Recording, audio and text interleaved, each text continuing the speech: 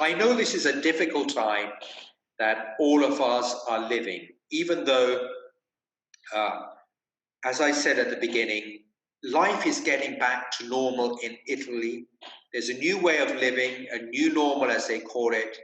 But I hope this gives you and all of us hope. And really, that's the first point I want to make. If we keep this image up of Our Lady, remember in that cloud, there's a recognition there, even in that small cloud, that hope is going to come, that life is going to come back to a corrupt nation, to a corrupt world. Remember that Elijah calls the king to conversion because of his many sins. And the way God does that is by inflicting a drought upon the land. Remember that God does nothing without a purpose. And his purpose was to draw the people back to him instead of worshipping false gods. And today we have many false gods, and many false directions. Think of gender theory, think of the of marriage, whatever they are. Think of racism in our own day, whatever injustices that the world faces in many different ways. Whatever these are, God perhaps is calling us to stop in our tracks and turn back to him. And I think we need to see the present moment. Whatever the first cause is, God is always the first cause of everything. Remember, he allows things for our salvation. We have to understand what is God saying to us through the moment we are living in. And this is the first point I wanted to make. The Virgin Mary is absolutely key. She was key for the covenant of Jesus coming into the world through her fiat, through saying yes to the angel. Let it be done to me according to your word. And so it is, I invite all of us tomorrow, to really pray to Our Lady of Carmel that a new world order will come through her intercession, through all the difficulties we are living in at the moment. I remember asking Mother Teresa of Calcutta. I knew Mother Teresa, I corresponded with her, and I asked her once, why pray to the Virgin Mary? I wanted to hear it from her. And she said, the only one in the scriptures to whom it was promised, nothing is impossible to God. Remember, God sent the angel Gabriel, and the angel Gabriel, in front of an impossibility that she would be the mother of God, give birth as a virgin, nothing is impossible to God, was pronounced to her.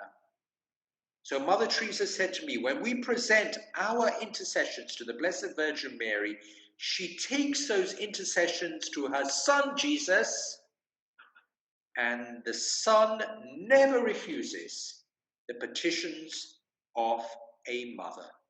Even more so for the Son of God, Jesus, and the Blessed Virgin Mary, who will intercede for us with great strength. I really believe that every day, but in a particular day tomorrow. And I will pray for you in Assisi for that.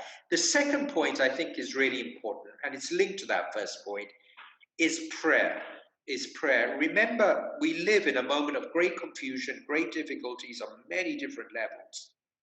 But Elijah, at each point, before he sets up that altar on Mount Carmel, when he goes to the top of the mountain and looks at the promises fulfilled, on both occasions, he just doesn't begin to do things.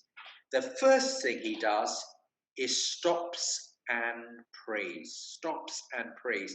God can really change the situation. But I think that what prayer gives us is a certain discernment to understand the situation we are living in. It's interesting, when Elijah saw that cloud, when Gehazi came back and said, I see a small cloud, the size of a hand.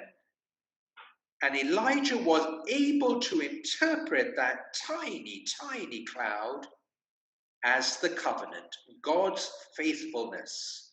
And to have those eyes through the events that God sends us today, and to see, even in the tragedies, even in the difficulties, God sends us signs to say, I will make a new covenant with you.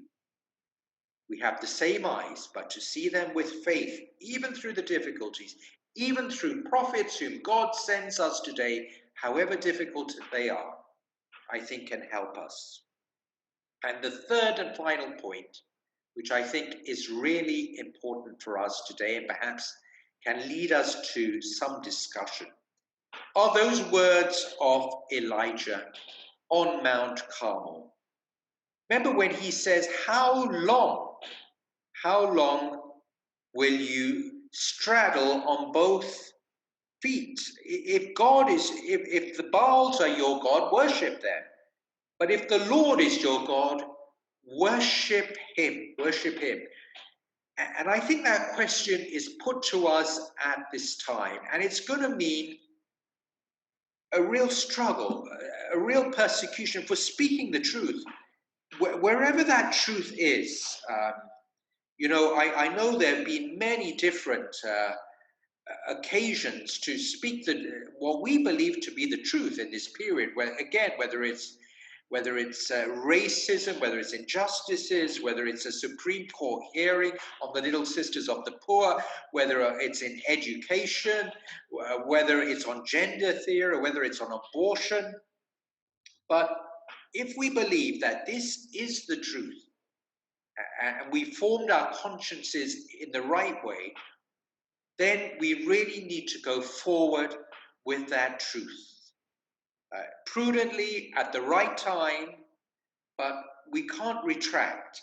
I don't think we can retract. I really believe we can't retract. We need to go forward, whatever the cost will be, And there are many occasions to do that. Remember that it meant for Elijah that he went into hiding. Remember that it meant that he had to run away from Queen Jezebel. But because of his courage, because of his fortitude,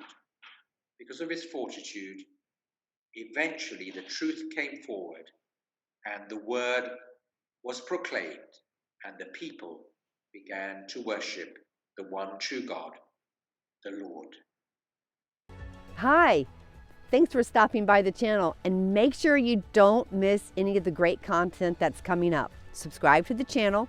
You're going to click on the little red button, and then once you do, there's going to be a bell right on the right hand side.